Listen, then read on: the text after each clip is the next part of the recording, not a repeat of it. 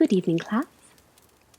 Welcome to Practices and Principles of Basic Witchcraft. I am Professor Helena Wolfhart, and I will be your teacher and your guide on this journey of magic, education, and experience.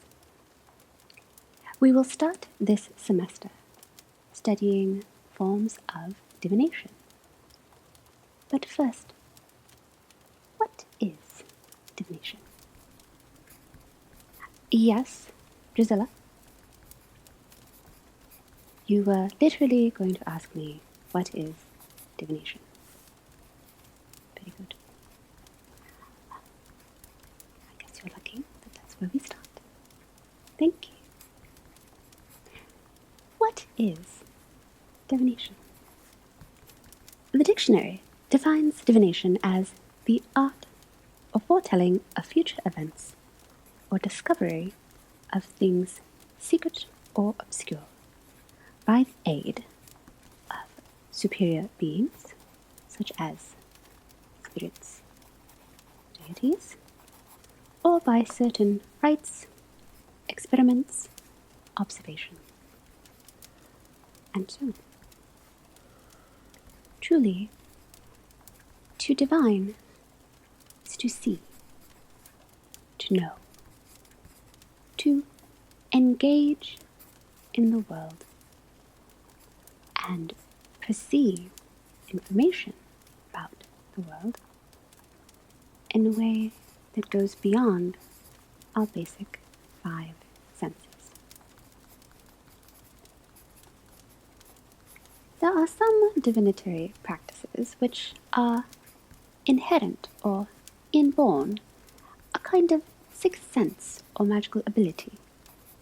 These are psychometry, or touch know, clairvoyance, psychic seeing, clairsentience, or psychic knowing, and, while a more rare ability, clair-olfaction, or psychic smelling. Rubius, what are you giggling at? Do you find the idea of psychic smelling to be funny? It's a very rare gift, my boy. Yes. Many believe that these are powers that one is born with and cannot be taught. We at the Ravenwood Mystical Sciences Academy believe that as everyone has intuition, anyone can learn to enhance it. However, these are advanced techniques. We will begin with more systemized practices. You will find that as you engage in these practices, that your intuition, or psychic ability, if you will become stronger and more sensitive over time.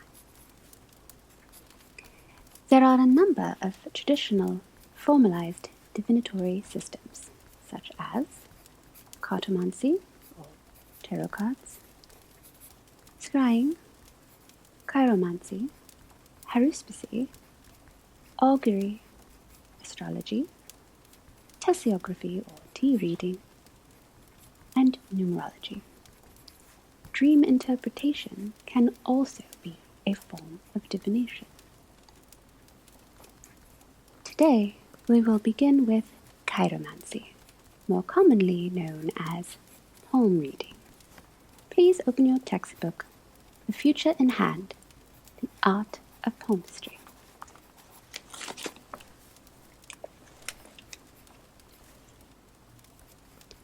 Palmistry, or chiromancy, named for the famous 9th century palmist who also went under the name of Cairo, though whose real name was Louis Hamon.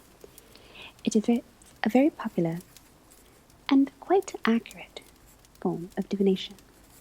It was commonly practiced throughout the medieval times and is even known to have existed during the Roman and Hellenic periods.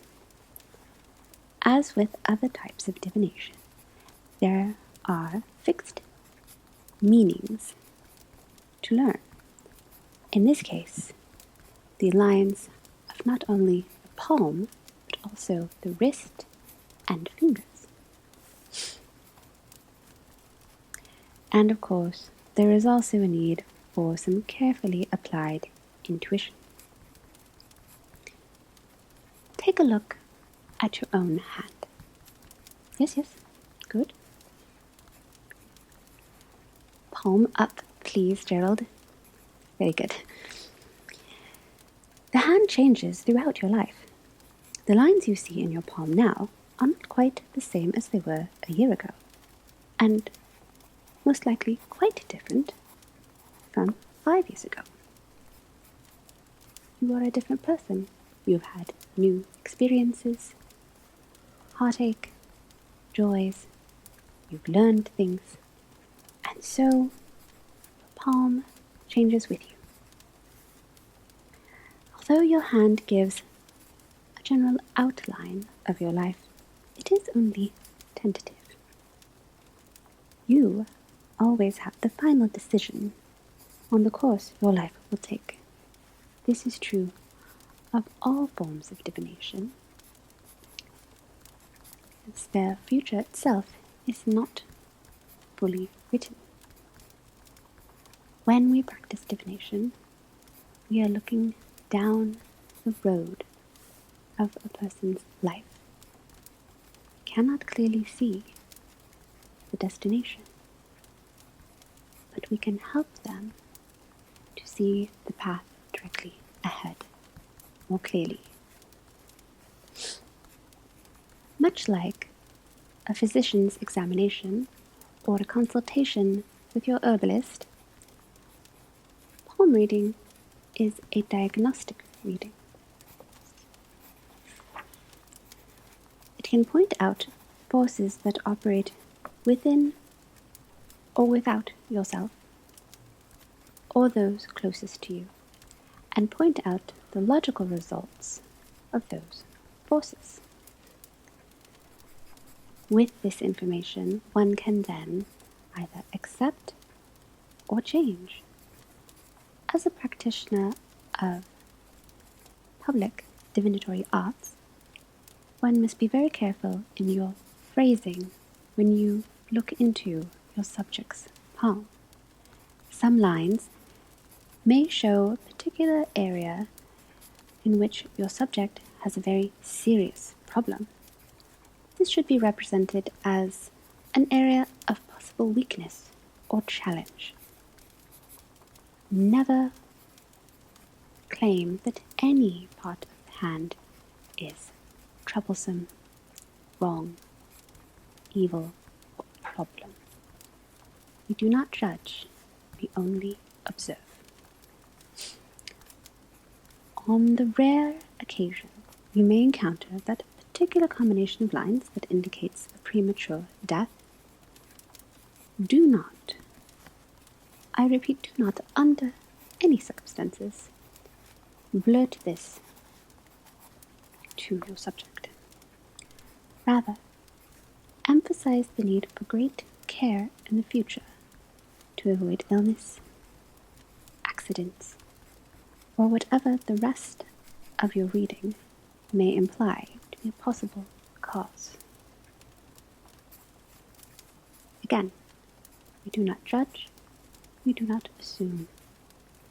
We observe and we guide with compassion. Eloise, to whom are you writing a note? Bring it here.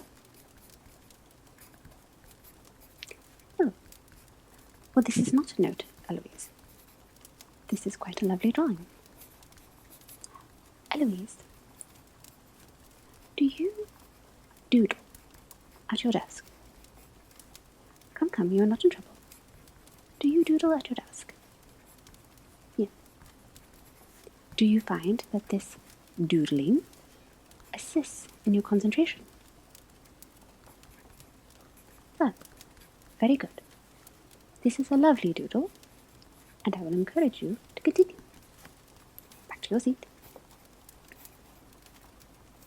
If anyone else is in the requirement of doodling, please do let me know, and I will be sure to have sketch pad and paper available for you.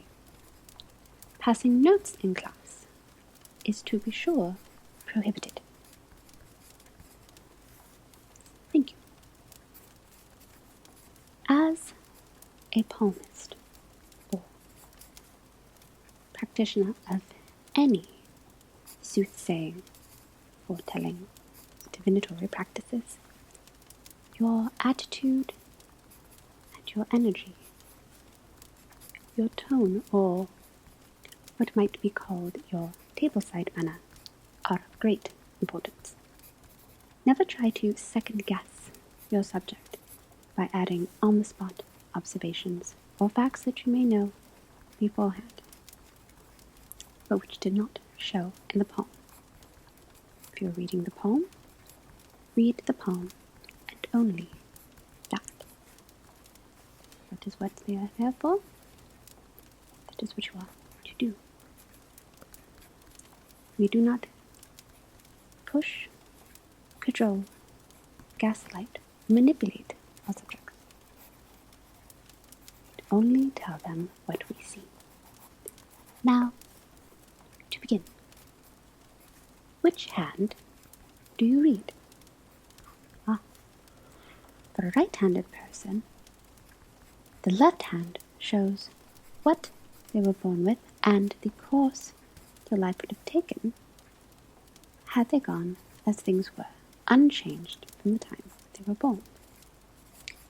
And the individual's right hand shows what their life has done so far. So, in this way, it is best to begin with the right hand to show what a person was born with and what is still in the unconscious mind. If your subject is left-handed, then these are reversed. Be sure to ask whether they are right or left-hand dominant. The quality of the hand lines will also give information.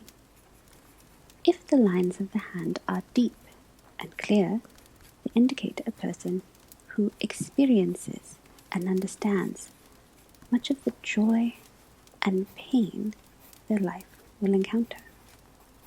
If, however, the lines of the palm are faint and very light, the owner will tend to be more surface in their awareness and understanding. They would gain much by getting out and enjoying life, taking time to more deeply reflect.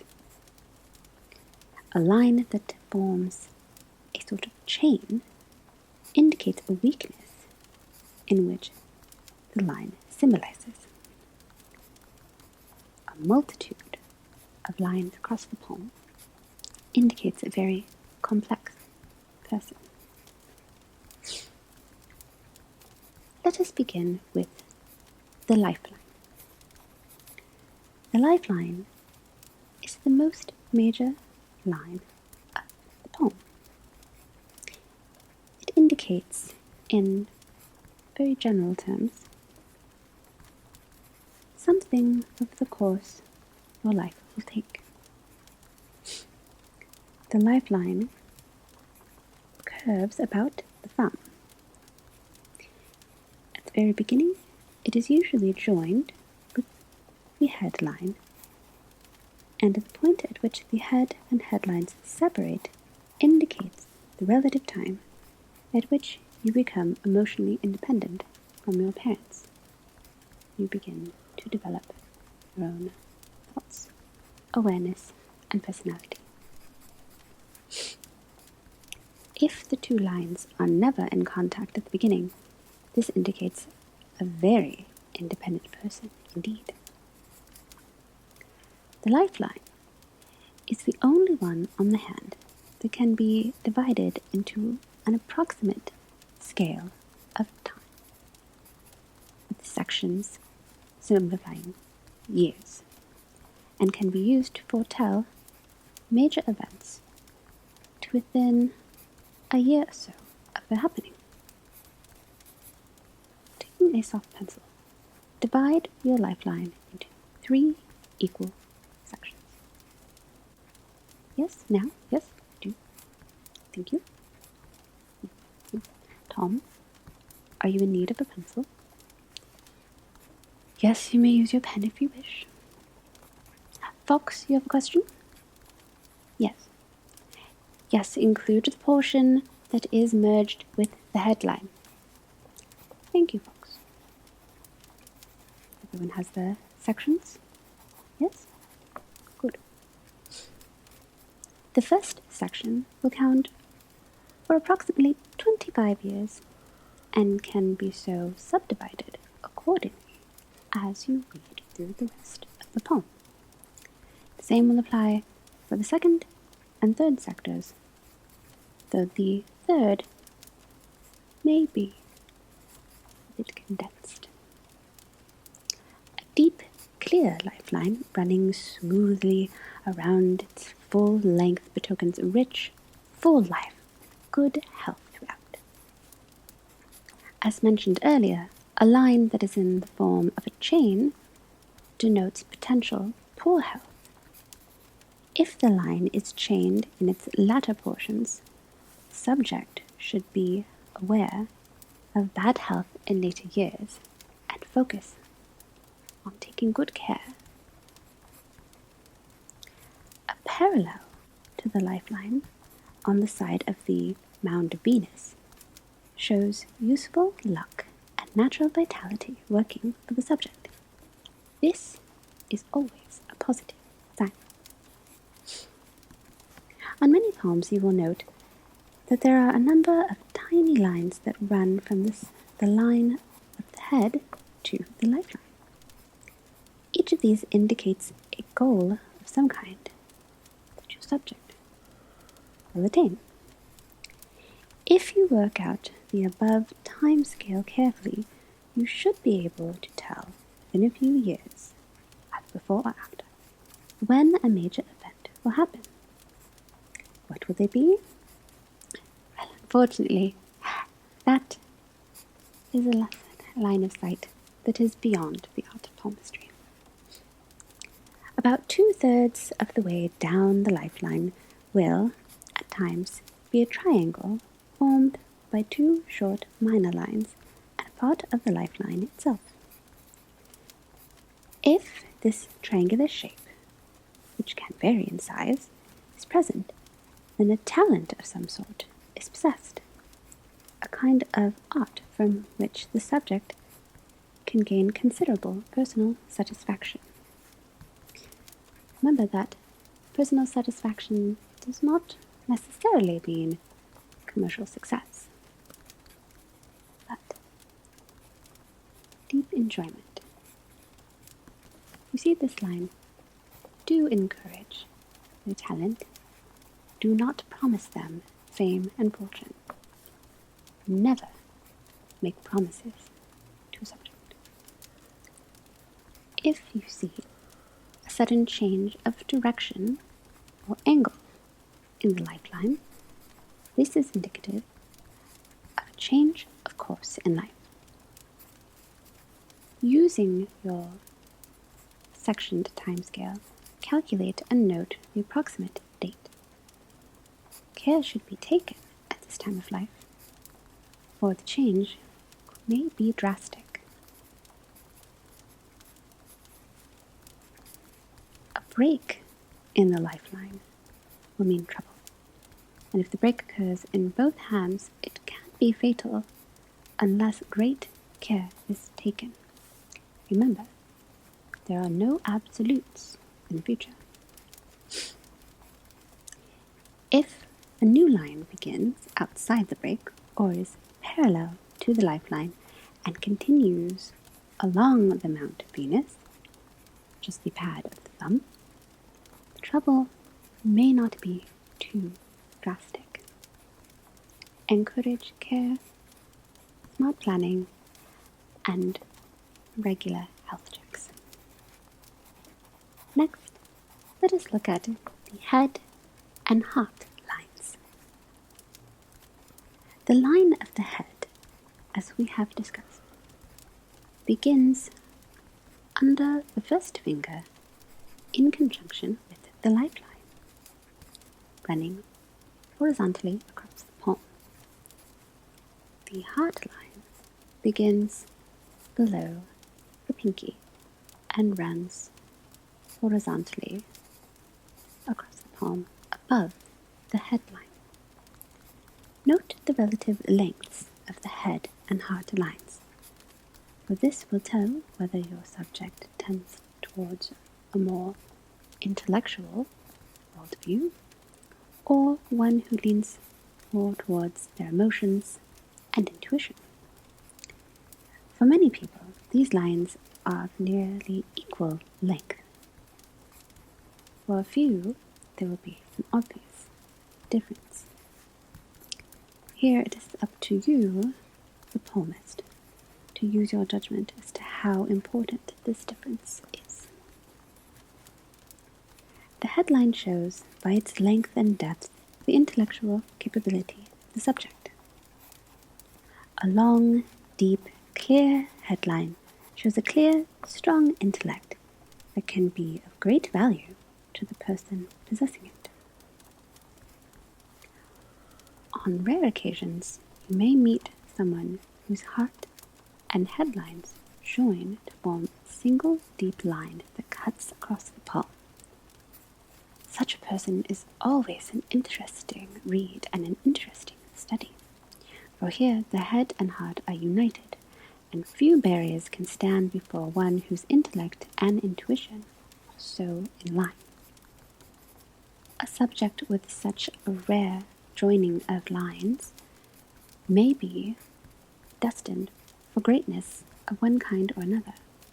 However, they must also be cautious and should always keep tight control and close discipline on the mind, for here there is but slight barrier between the strong, controlled intellect and the potential uncontrolled chaos of the heart.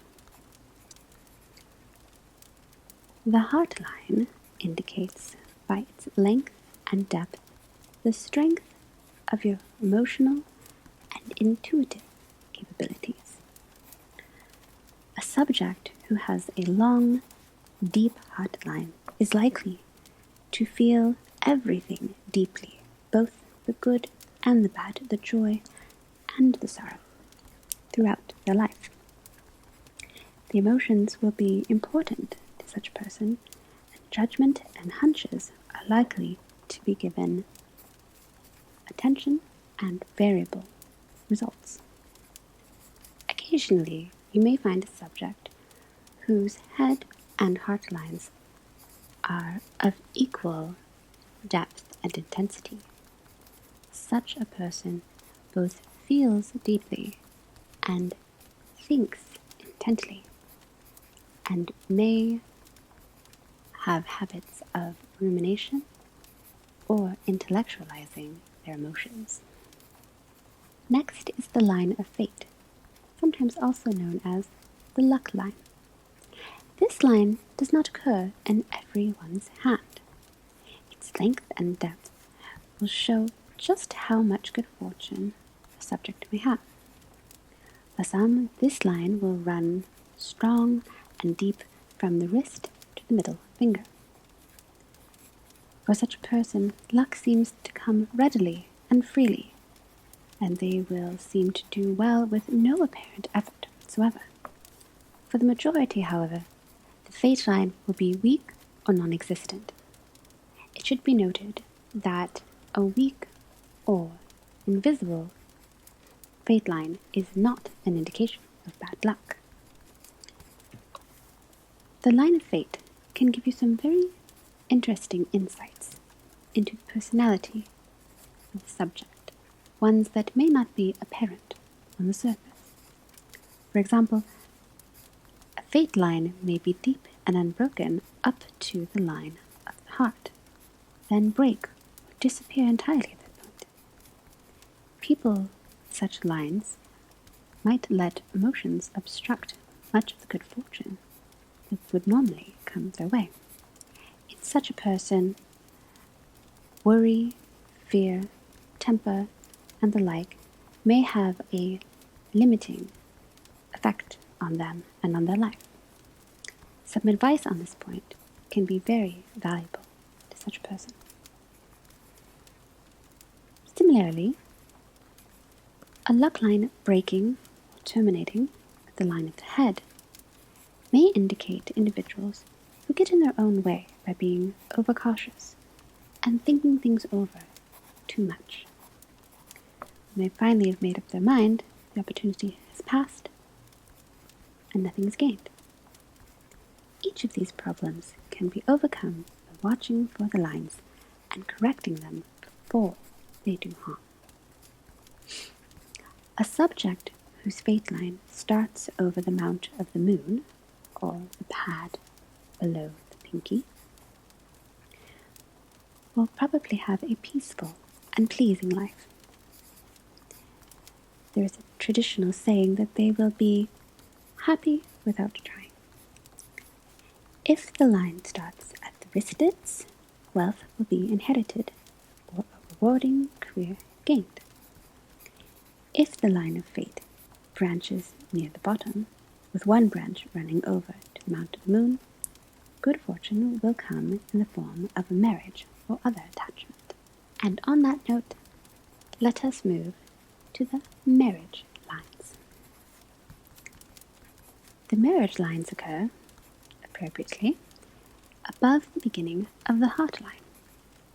Turn your hand to look at the blade of your hand, the pinky side. Most subjects will probably have more than one such line, possibly as many as 4 or 5. The so-called marriage lines do not necessarily indicate marriage in the legally binding sense. Rather, they are the markers of loves that stir the heart deeply. Deep, intense, and life-influencing relationships. They may be sweet or bittersweet episodes remembered throughout life. Each individual line will show, by its depth and length, just how deeply someone left their mark. An approximate timescale can be derived by noting whether the marriage line in question is near the heart line, indicating early in life, or more near the joint of the little finger, indicating later in life. The fingers and mounds of the palm also have their own significance. Firstly, the mount of Venus, to which we have already made reference. The thumb and its base are under the influence of the planet Venus. The base, or mount, of Venus can give an interesting picture of the warmth, kindness, and affection that are within your subject. If the mount is warm, rounded, well, full and firm, they are under Venus's best influences, pleasing as a friend, delightful in love, and a person whose kindness to others always brings a warm response. If your subject's mount to Venus is more thin or dry, do not always assume that that means this person is cold or unfeeling. They may be more reserved or introverted, and these qualities too have their value. On the blade or pinky side of the palm, at the base, we have the mount of the moon. Of course, in ancient times, the moon has always been linked with the psychic, and thus has it been made palmistry. A triangle on the mount of the moon will indicate some natural talent in the occult. Any lines that arise here will have in them a hint of unconscious magic and of its close relations. Lines reaching toward the mount of the moon from around the edge of the hand will be a prediction of journeys by sea or air. Finally, the firmness and fullness of this mount can indicate just how well the subject can combine practicality with imagination. And finally, the digits, or fingers. Each finger is associated with an astrological sign and is an indicator of the aspects of that sign. At the base of the finger is the mount associated with the sign of that finger. For instance, the base of the index finger is the mount of Jupiter, as the index finger, or forefinger, is ruled by Jupiter. The fullness or thinness of the mount shows how strongly that particular sign or planet affects the individual. Look again at your hands. Each finger is, in turn, divided into 3 sections to show the relative spiritual, intellectual, and material development under each of the astrological signs: Jupiter, Saturn, Sun, and Mercury. If, for example, the lowest digit on the small finger, ruled by Mercury, is noticeably larger and more developed than the finger's other 2 digits, then there would be strength, especially in management and salesmanship. Similar traits can be derived using judgment and intuition with the astrological and planetary characteristics for each finger. The index finger is ruled by Jupiter. This is the matriarchal or patriarchal image, the boss, the commander, leader, executive. Principal traits of this sign are pride, ambition, and confidence, a tendency towards leadership. The middle finger is ruled by Saturn. This is the wise, old one, often a personification of old age and the very end of life. The principal traits of this planet are wisdom, solitude, shyness, and sometimes melancholy. The third finger, sometimes also called the ring finger, is ruled by Apollo, or the sun. All things bright and good, the arts, medicine. The principal trait of this sign is love and beauty. And the small finger, pinky, is ruled by Mercury. Mercury is sharpness, quickness of mind, cleverness, and shrewdness. Principal traits of this planet are buoyancy, friendliness, skills in management, and commerce. Continue to study your own hands and see if you can form some tentative conclusions. As you study the lines, mounds, and shapes that you see in your hand, are there certain traits that you recognize or that resonate with you? Are there ones that you were surprised to see, but then after some thought feel quite true to you? Remember that every sign will have both its positive and negative traits. Spend some time reading about the 5 planets connected with chiromancy.